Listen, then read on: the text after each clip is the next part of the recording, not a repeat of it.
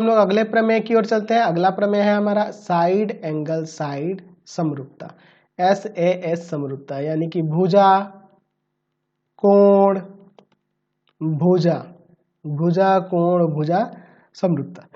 तो देखिए यहाँ पे लिखे हैं कि यदि एक त्रिभुज का एक कोण दूसरे त्रिभुज के एक कोण के बराबर हो तथा इन कोणों को अंतर्गत करने वाली भुजाएं समानुपाती हो तो दोनों त्रिभुज समरूप होते हैं। तो चलिए इसको साबित करते हैं। हमारे पास दो त्रिभुज दिया है, पहले दो त्रिभुज मैं यहाँ पे बना लेता हूँ। एक का नाम ले लेते हैं ABC और दूसरे का यहाँ पे PQR। अब लिखते हैं यहाँ पर दिया है, क्या दिया है कि ABC तथा PQR दो त्रिभुज हैं, दो त्रिभुज हैं। अब क्या कह रहा है कि एक त्रिभुज का एक कोण दूसरे त्रिभुज के एक कोण के बराबर हो। मान लेते हैं यहाँ पे एंगल A जो है एंगल P के बराबर है, यह कोण इस कोण के बराबर दिया है।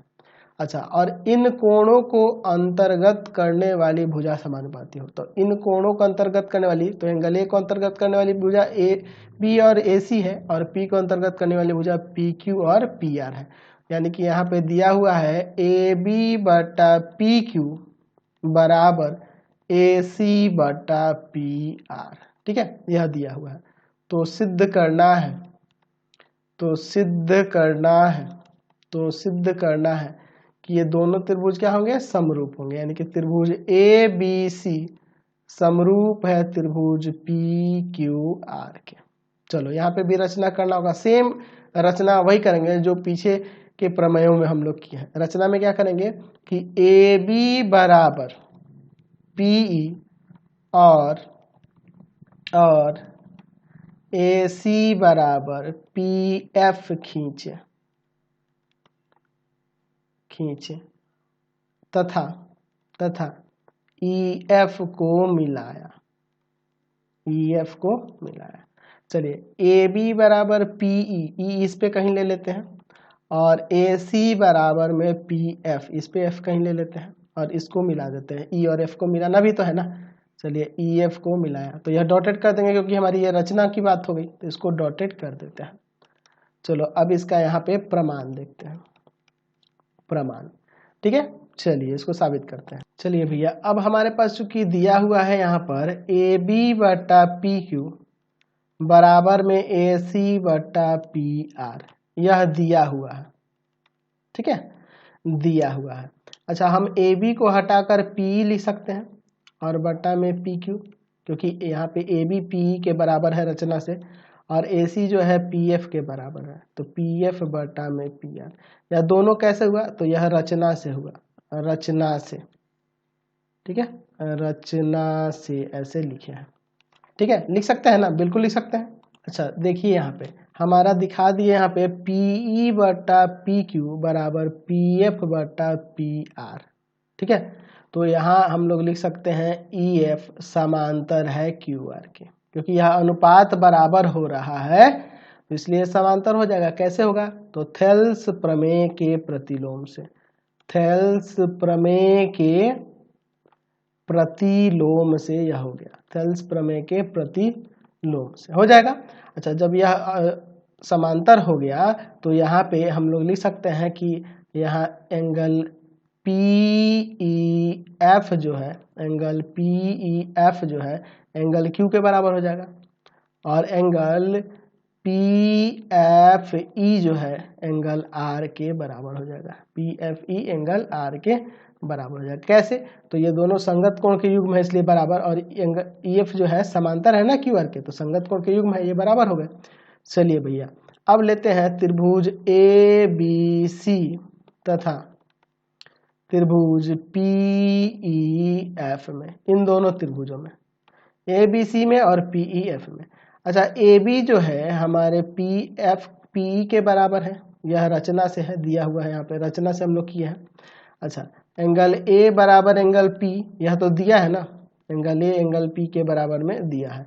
अच्छा, और उसके बाद AC जो है ना, AC यह PF के बराबर है, यह आपके रचना से है, रचना से। तो यहाँ से त्रिभुज ए बी सी सर्वांगसम हो जाएगा त्रिभुज पी ई एफ के। सर्वांगसम हो जाएगा ना, क्यों होगा? तो साइड एंगल साइड सर्वांग समता से, सर्वांग समता से सर्वांग सम हो गया। ठीक है, सर्वांग समता से सर्वांग सम हो गया। अच्छा, जब यह दोनों त्रिभुज सर्वांग सम हो गए तो इसके संगत कोण तो बराबर हो जाएंगे ना, यानी एंगल बी बराबर एंगल पी ई एफ हो जाएगा ना, और एंगल सी बराबर एंगल पी एफ ई हो जाएगा सीपीसीटी से। ठीक है, सीपीसीटी से। और चूंकि हमने ऊपर दिखाया हुआ है एंगल पी ई एफ जो है ना बराबर है एंगल क्यू के, और एंगल पी एफ ई जो है ना वह बराबर है एंगल आर के। ये हम लोग ऊपर साबित कर चुके हैं, संगत कोण से साबित कर चुके हैं। तो यहाँ से हम लोग देख सकते हैं angle P E F Q के बराबर है और बी के बराबर है, यानी कि एंगल बी बराबर एंगल क्यू हो जाएगा। और एंगल ए तो एंगल पी के बराबर यह दिया है, एंगल ए एंगल पी के बराबर दिया है, तो इसको बाद में लिखा जाएगा। यहाँ से हमने दिखा दिया कि एंगल बी बराबर हो जाएगा एंगल क्यू के, और एंगल सी जो हो जाएगा एंगल आर के, एंगल सी जो हो जाएगा एंगल आर के। हो जाएगा ना, बिल्कुल हो जाएगा। और आपके पास एंगल ए एंगल पी के बराबर दिया हुआ है। तो यहाँ से अगर हम इन दोनों त्रिभुजों को देखें, यहाँ त्रिभुज ले लेते हैं नीचे, दोनों त्रिभुजों में देखें, त्रिभुज ए बी सी तथा त्रिभुज पी क्यू आर में, यहाँ देखो angle B angle C Q के बराबर, एंगल सी एंगल आर के बराबर अभी साबित कर किए हैं, एंगल ए एंगल पी के बराबर दिया ही है। ठीक है, तो यहाँ से जब संगत कोण सभी बराबर हो गए तो त्रिभुज ए बी सी समरूप हो नहीं जाएगा एंगल पी, त्रिभुज पी क्यू आर के। कैसे? एंगल एंगल एंगल समरूपता से। ठीक है, अगर इसमें से दो ही कोण लिखते हैं ना कोई, तो एंगल एंगल समरूपता लिखते हैं, तीनों लिख दिए इसलिए एंगल एंगल एंगल समरूपता से। तो ये हमारा प्रमाणित हो गया। तो यहाँ से हमने यह भी देखा कि अगर दो त्रिभुजों के एक कोण बराबर हो और उनको अंतर्गत करने वाली भुजाओं का अनुपात भी बराबर हो तो त्रिभुज समरूप होता है। चलिए अगला प्रमेय देखते हैं, बहुत ही अच्छा प्रमेय है। यदि किसी समकोण त्रिभुज के समकोण वाले शीर्ष से कर्ण पर लंब डाला जाए तो इस लंब के दोनों ओर बने त्रिभुज संपूर्ण त्रिभुज के समरूप होते हैं तथा परस्पर भी समरूप होते हैं। इसको साबित करना है। तो हमारे पास एक समकोण त्रिभुज दिया है, तो मैं यहाँ पे सबसे पहले काम करता हूँ, एक समकोण त्रिभुज बना लेता हूँ। इसका नाम देते हैं ए बी सी, और इसका बी वाला कोण समकोण है।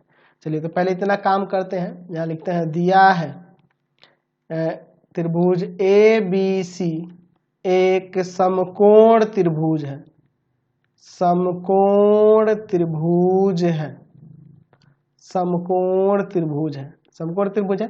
और क्या दिया हुआ है? तो इसका एंगल बी जो है ना समकोण है, यानी एंगल बी जो है 90 डिग्री है। और हम लोग क्या करते हैं, तो फिर आगे कह रहा है कि यदि समकोण वाले शीर्ष से इसके कर्ण पर लंब डाला जाए, तो हम लोग समकोण वाले शीर्ष बी से इसके कर्ण पर यहाँ पे लंब डालते हैं। तो इस लंब का नाम दे देते हैं यहाँ पर बी डी, और यहाँ पर बी डी लंब है ए सी के। तो सिद्ध करना है, तो सिद्ध करना है, क्या सिद्ध करना है? तो इस लंब के दोनों ओर बने त्रिभुज, अच्छा इस लंब के दोनों ओर त्रिभुज, एक ये बन रहा है एक ये बन रहा है, दो त्रिभुज बन रहा है। तो ये त्रिभुज संपूर्ण त्रिभुज इस पूरे एबीसी के समरूप होगा, यह भी त्रिभुज और यह भी त्रिभुज। यानी कि हमें सिद्ध करना है, पहला कंडीशन है कि त्रिभुज ए डी बी, ध्यान से देखना ए डी बी, ठीक है, और समरूप है त्रिभुज ए बी सी के, ए बी सी के, ए बी सी के। अच्छा दूसरा क्या दिखाना है? तो ये वाला भी त्रिभुज दिखाना होगा कि त्रिभुज, इसका नाम क्या देंगे? तो यहाँ पे हो जाएगा आपका B D C, B D C समरूप हो जाएगा त्रिभुज ए बी सी के, त्रिभुज ए बी सी के, बी डी सी भी, यह वाला त्रिभुज भी समरूप होगा इसके ए बी सी के, ठीक है। अच्छा और ये परस्पर भी समरूप होंगे, ये दोनों त्रिभुज परस्पर भी समरूप होते हैं, ये दिखाना, यानी कि त्रिभुज ए डी बी समरूप होगा त्रिभुज बी डी सी के, हमें यह भी दिखाना है। तो इसमें नाम का भी बड़ा ध्यान रखना होता है, संगत कोण, संगत शीर्ष भी ध्यान से लेना होता है, ठीक है। इसी हिसाब से हमें नाम लेना होता है। अब आप ये सोच रहे होंगे कि सर ये नाम में क्या रखा है, बहुत कुछ रखा है, ध्यान से देखो। मैं अगर इसमें नाम देता हूँ, इसको समझाने के लिए मैं कर रहा हूँ 1, ठीक है, यहाँ पे मैं इस कोण को नाम देता हूँ 2, आसान रहेगा इस तरह प्रूफ करने में। 3, इसको मैं नाम देता हूँ 4, ठीक है। समझो यहाँ पे बात को। यहाँ अगर मैं देखूँ तो एंगल 1 और एंगल 2 को मिलाकर आपका कितना हो जाएगा, 90 होगा ना, क्योंकि यह तीसरा 90 डिग्री का है कि समकोण त्रिभुज में दो न्यून कोणों का योग 180 90 होता है, 90 होता है ना जी, यानी कि एंगल 1 प्लस एंगल 2 90 हो जाएगा, ठीक है। और 2 3 भी मिला के 90 होगा, क्योंकि बी समकोण है, यानी कि यह दोनों आपस में बराबर होंगे। तो यहाँ 2 से 2 गया, यानी एंगल 1 एंगल 3 के बराबर है, एंगल 1 एंगल 3 के बराबर है। तो अगर मैं इस त्रिभुज में चलूँ ADB, तो इसीलिए आप यह एंगल 1 एंगल 3 के बराबर है, इसलिए यहाँ से नाम शुरू होगा BDC। तो एकदम ध्यान से नाम रखना होता है, यह इस नाम का बहुत ही ज़्यादा मायने है। ऐसे नहीं है कि आप ADB और यहाँ पे DBC कुछ भी लिख दे, वो गलत हो जाएगा। आपको ध्यान रखना होगा कि कौन कोण किसके बराबर हो रहा है, किससे हम लोग उसको दर्शा सकते हैं, और उसी के हिसाब से यहाँ संगत शीर्ष के अनुसार उसके नाम लेने होते हैं। चलिए इसका प्रमाण देखते हैं, धीरे धीरे क्लियर हो जाएगा संगत शीर्षों के बारे में। चलिए देखते हैं प्रमाण इसका। हम लोग पहले के लिए चलते हैं त्रिभुज ADB तथा त्रिभुज ABC में। देखिए ADB और ABC में, तो दोनों त्रिभुजों में एंगल A जो होगा एंगल A के बराबर होगा। दोनों में एंगल A है, इसमें भी है और इसमें भी है, उभयनिष्ठ है, उभयनिष्ठ है, इसलिए यह बराबर हो गया। अच्छा दूसरा क्या हो जाएगा, तो एंगल ADB बराबर एंगल ABC प्रत्येक 90, दोनों 90 है। तो यहाँ से दो कोण बराबर तो त्रिभुज समरूप नहीं हो जाएगा, तो यह दोनों त्रिभुज समरूप हो गया। कैसे, तो एंगल समरूपता। तो देखिए मैंने यहाँ नाम जो लिया है ना ADB और ABC सोच समझ के लिया। एंगल A जो है एंगल A के बराबर है, और एंगल ADB जो हो रहा है एंगल ABC के बराबर है। इसी के अकॉर्डिंग यहाँ पे यह कोण के बराबर है, इसीलिए नाम मैंने ऐसे लिया है। तो नाम का बहुत ही ज़्यादा मायने है, नहीं तो आपका गलत हो जाएगा। अगर आप यहाँ पे ADB लेते हैं, यहाँ पे आप BAC लिख दो, गलत हो जाएगा, वो गलत ही हो जाएगा, वो साबित नहीं हो सकता है। चलिए अब सेकंड वाला देखते हैं किस में। तो सेकंड में हम लोग देखेंगे, पहले के लिए हो गया, दूसरे के लिए क्या है, त्रिभुज BDC तथा त्रिभुज ABC में। त्रिभुज BDC और ABC में देखो यार, यहाँ पे पहला यहाँ पे देख सकते हैं कि एंगल C बराबर एंगल C दोनों में है, उभयनिष्ठ है ना जी। अच्छा दूसरा हो जाएगा एंगल BDC बराबर एंगल ABC।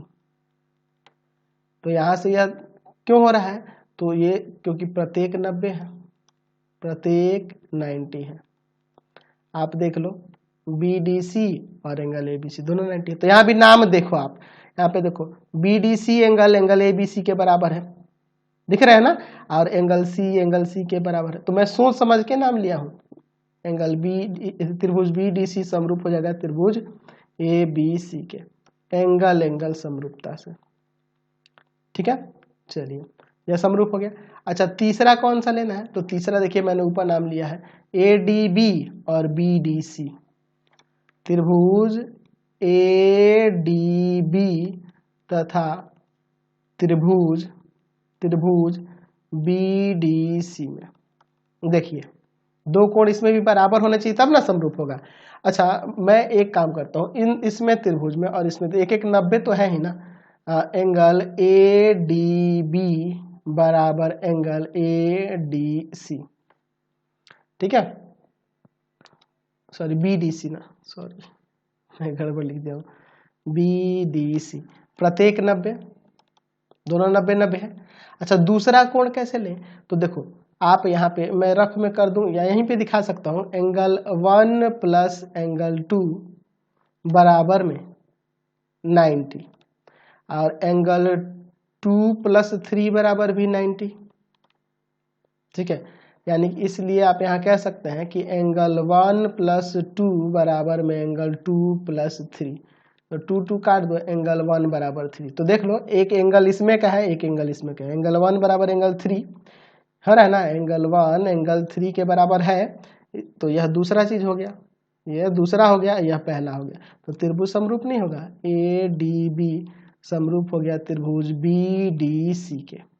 ठीक है, तो यहाँ से देख लो, आप 1 3 के बराबर दिखाए हो, तो यहाँ से देखो ADB ले रहे हैं, तो यहाँ पे ले रहे हैं BDC। नाम को बहुत ध्यान में रखना है, एंगल एंगल समरूपता।